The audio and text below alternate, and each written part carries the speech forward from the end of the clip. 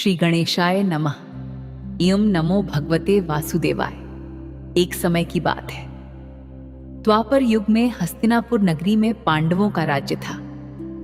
पांचों पांडव भगवान श्री हरि विष्णु के परम भक्त थे। धर्मराज युधिष्ठिर सदैव धर्म के मार्ग पर चलते थे। अर्जुन भगवान श्री कृष्ण के प्रिय सखा थे। नकुल और सहदेव विद्वान और विनम्र थे तथा माता कुंती और द्रौपदी भी अत्यंत श्रद्धा और भक्ति के साथ भगवान की आराधना करती थी। इन सब के बीच भीमसेन सबसे बलवान थे। उनकी शक्ति का संसार में कोई मुकाबला नहीं था। कहा जाता है कि उनके उदर में वृक नामक अग्नि निवास करती थी, जिसके कारण उन्हें अत्यधिक भूख लगती थी। वे एक समय में कई व्यक्तियों के बराबर भोजन कर लेते थे। भोजन के बिना उनका रह पाना अत्यंत कठिन था। पांडव परिवार में एक नियम था कि वर्ष भर आने वाली प्रत्येक एकादशी को सभी सदस्य श्रद्धा और नियम पूर्वक व्रत रखते थे। एकादशी के दिन वे अन्न का त्याग करते, भगवान विष्णु का पूजन करते, भजन कीर्तन करते और रात्रि जागरण करते थे। भीमसेन अपने भाइयों को देखकर सोचते थे, मेरे सभी भाई और माता इतनी श्रद्धा से व्रत रखते हैं, लेकिन मैं भूख के कारण व्रत नहीं कर पाता।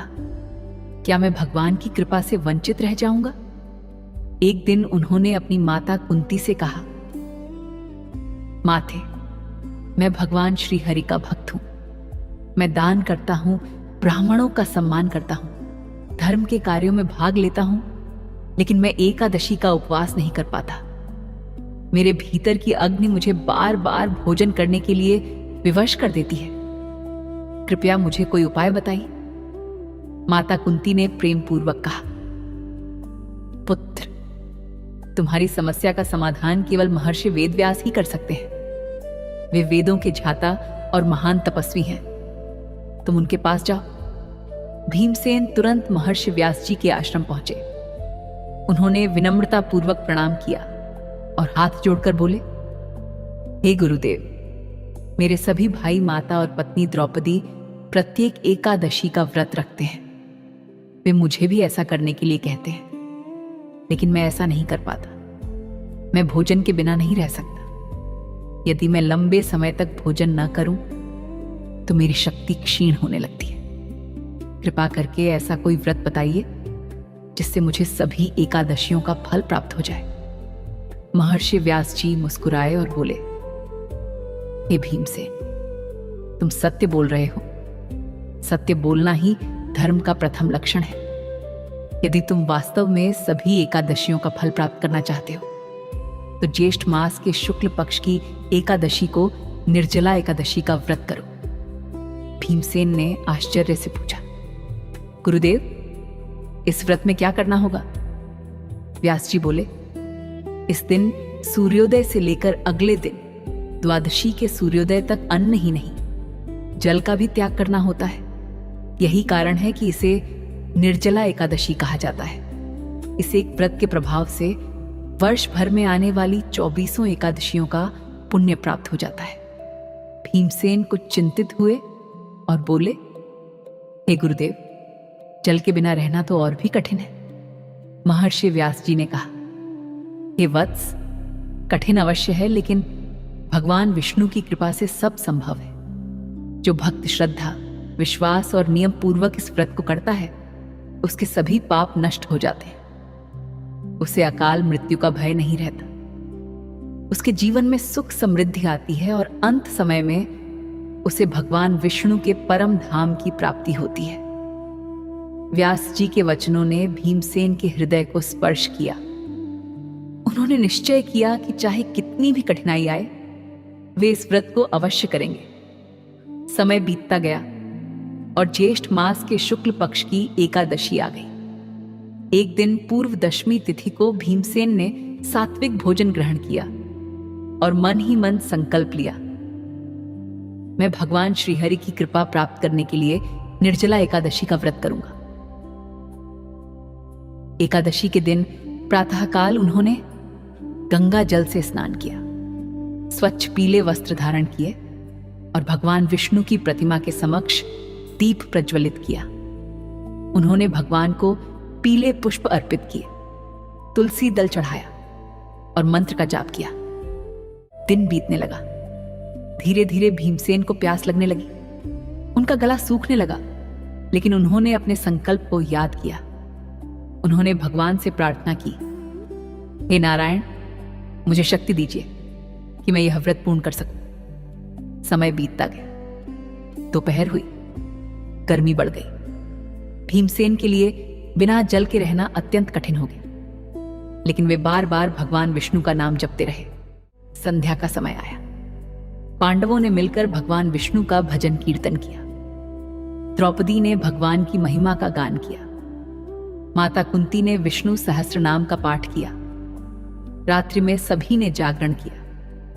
भीमसेन भी भगवान के चरणों में बैठकर भक्ति में लीन हो गए। रात्रि समाप्त हुई और द्वादशी का पावन प्रभात हुआ। भीमसेन ने स्नान किया, ब्राह्मणों को आदरपूर्वक भोजन कराया और दान दिया। उन्होंने जल से भरा कलश, छाता, पंखा, वस्त्र, फल और दक्षिणा का दान किया। इसके पश्चात उन्होंने भगवान विष्णु की आरती उतारी और विधिपूर्वक व्रत का पारण किया। उसी समय भगवान विष्णु प्रसन्न होकर दिव्य स्वर में बोले, हे भीमसेन, तुमने अत्यंत कठिन व्रत को पूर्ण किया है। मैं तुमसे प्रसन्न हूं। जो भी मनुष्य श्रद्धा और नियम पूर्वक निर्जला एकादशी का व्रत करेगा, उसे वर्ष भर की सभी एकादशियों के समान पुण्य प्राप्त होगा। उसके पाप नष्ट हो जाएंगे। यमदूत उसके समीप नहीं आएंगे और अंत समय में मेरे पार्षद उसे वैकुंठ धाम ले जाएंगे। भगवान के इन वचनों को सुनकर भीमसेन अत्यंत प्रसन्न हुए। उन्होंने भगवान को बार बार प्रणाम किया। तभी से यह व्रत भीमसेनी एकादशी, पांडव एकादशी और निर्जला एकादशी के नाम से प्रसिद्ध हो गया।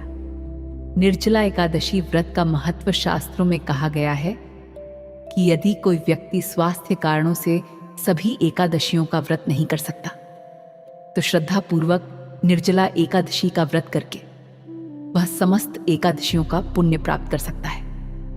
इस दिन विशेष रूप से इन वस्तुओं का दान शुभ माना गया है।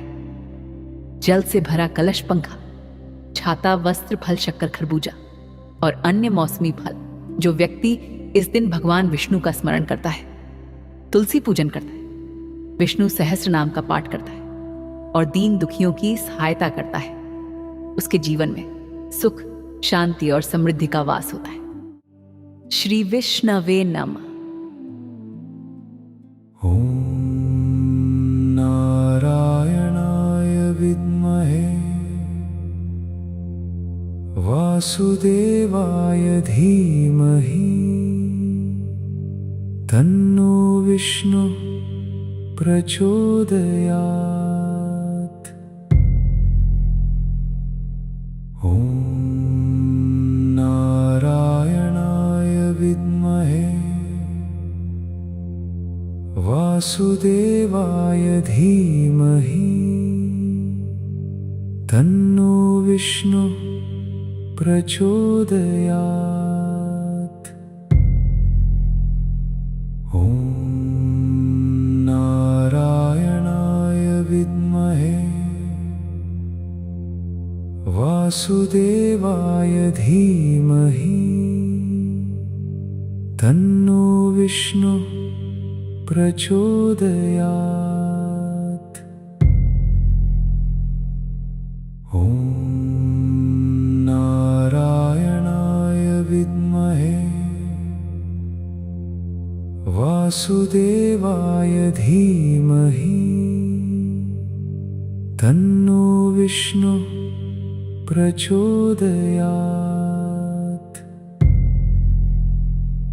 ओम नारायणाय विद्महे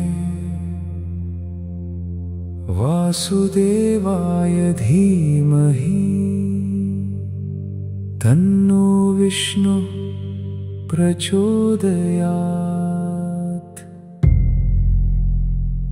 ओम नारायणाय वासुदेवाय धीमहि तन्नो विष्णु प्रचोदयात्। ॐ नारायणाय विद्महे वासुदेवाय धीमहि तन्नो विष्णु प्रचोदयात्। ॐ नारायणाय विद्महे वासुदेवाय धीमहि तन्नो विष्णु प्रचोदयात्। ॐ नारायणाय विद्महे वासुदेवाय धीमहि तन्नो विष्णु प्रचोदयात्। ॐ नारायणाय विद्महे वासुदेवाय धीमहि तन्नो विष्णु प्रचोदयात्। ॐ नारायणाय विद्महे वासुदेवाय धीमहि तन्नो विष्णु प्रचोदयात्। ॐ नारायणाय विद्महे वासुदेवाय धीमहि तन्नो विष्णु प्रचोदयात्। ॐ नारायणाय विद्महे वासुदेवाय धीमहि तन्नो विष्णु प्रचोदयात्। ॐ नारायणाय विद्महे वासुदेवाय धीमहि तन्नो विष्णु प्रचोदयात्। ॐ नारायणाय विद्महे वासुदेवाय धीमहि तन्नो विष्णु प्रचोदयात्।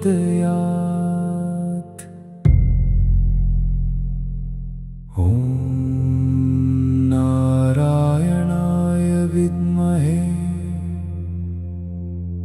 वासुदेवाय धीमहि तन्नो विष्णु प्रचोदयात्। ॐ नारायणाय विद्महे वासुदेवाय धीमहि तन्नो विष्णु प्रचोदयात्। ॐ नारायणाय विद्महे वासुदेवाय धीमहि तन्नो विष्णु प्रचोदयात्। ॐ नारायणाय विद्महे वासुदेवाय धीमहि तन्नो विष्णु प्रचोदयात्। ॐ नारायणाय विद्महे वासुदेवाय धीमहि तन्नो विष्णु प्रचोदयात्। ॐ नारायणाय विद्महे वासुदेवाय धीमहि तन्नो विष्णु प्रचोदयात्। ॐ नारायणाय विद्महे वासुदेवाय धीमहि तन्नो विष्णु प्रचोदयात्। ॐ नारायणाय विद्महे वासुदेवाय धीमहि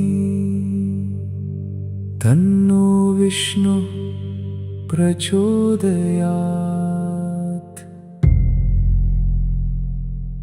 ॐ नारायणाय विद्महे वासुदेवाय धीमहि तन्नो विष्णु प्रचोदयात्। ॐ नारायणाय विद्महे वासुदेवाय धीमहि तन्नो विष्णु प्रचोदयात्।